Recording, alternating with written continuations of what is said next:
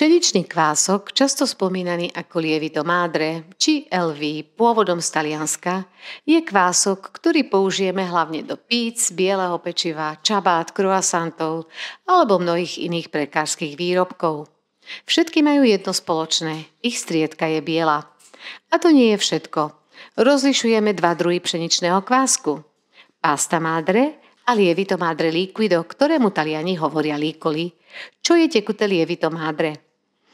Pasta madre je tuhší kvások, pretože pomer vody k múke je približne 45 až 50 Líkoli na druhej strane obsahuje približne 90 až 100 vody k pomeru múky. Ako ktorý kvások ovplyvní chuť? V pasta madre je väčšia prítomnosť kyseliny octovej, zatiaľ čo v líkoli je to kyselina mliečna.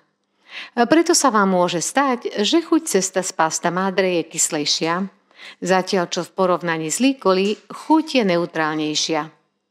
Touto skúsenosťou som si prešla aj ja a preto kváskovú pizzu už pripravujem len z líkoli. Ako si líkoli pripravíme? Sledujte ma, čoskoro sa s vami podelím o recept.